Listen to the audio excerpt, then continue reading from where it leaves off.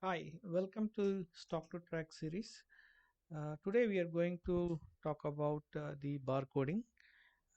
Imagine that you have already created a product which does not have a barcode, and you have generated a barcode from our application, as I have shown you how to do barcoding numbering when you are creating a inventory.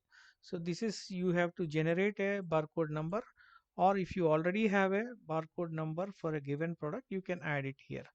So once you add it, like for example for pen we have already added. I will show you about pen.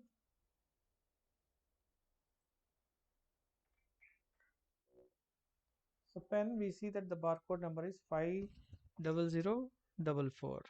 So I'll close this one. So I have a list of all the products. Now I click on barcode. Now I select pen and I refresh it.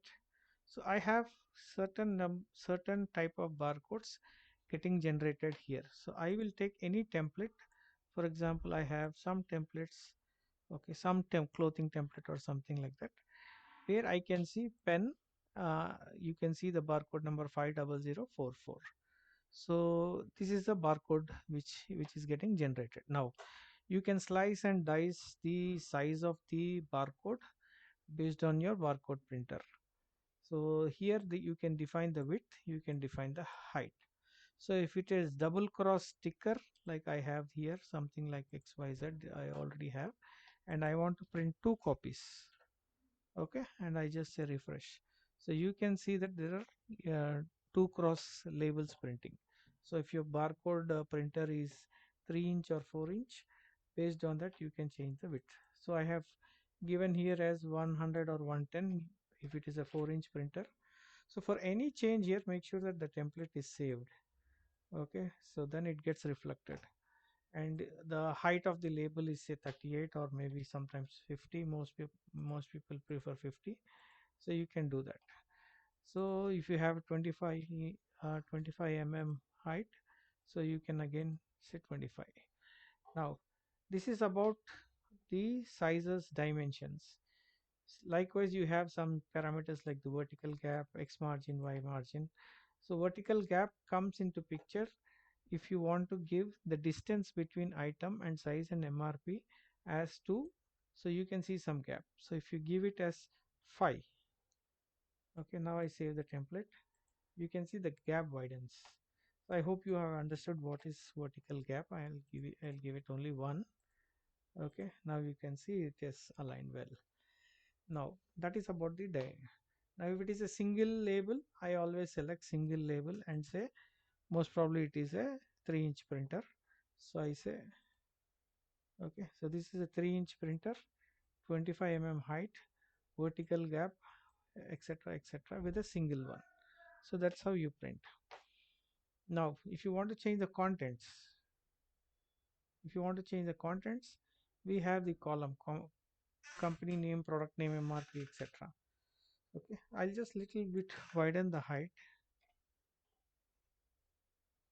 Okay, now this is 80 into 50. Okay, and I see a lot of gap in the bottom, so I can add something which is like a article code. If at all there is an article code, and I select the font, size, center, and say yes. Okay, unfortunately this item does not have an article code, so I'll just remove this. Okay, probably offer price might be the same price. Yeah, 100 rupees I can see offer price, so there is no discount. So here I add a prefix offer price, and I say colon, so that gets prefixed and it is centered now. So I can make it left, I can make it left, center, whatever make changes I can do. Okay, I'll just save again. Okay, now I can change anything here. I will say left.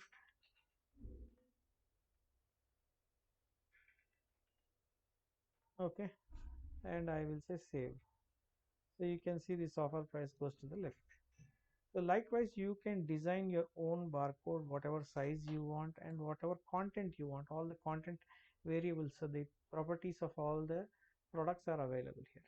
Besides that, you can see there is some line here, which is the line just above the barcode. So you can add lines and text, dummy text as well. Like for example, if you want to add something which is text 1, and I just say center text 1 and I add some text.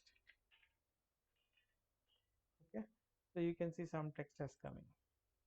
So likewise, you can change, you can design your own barcode, and you can pull all your products and print it at a time based on the number of copies.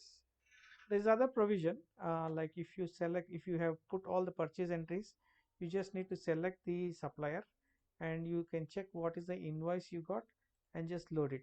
So this invoice has only one item, so you can see that that particular rinse soap has come. So if you have already put purchase entries and your invoice is having multiple items, so at a time you can take printout of that by loading the supplier and invoice, or you can add as many as you want. Okay, and 5 copies for this. So all that 105 copies you can print at a time. So you may ask me why barcode. I want to have a QR code. So well, you can select QR code and you can change the dimensions of the QR code. For example, you have barcode here,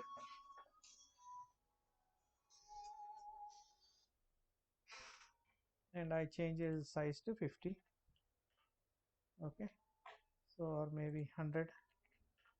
Okay, so that's how you can change your barcode.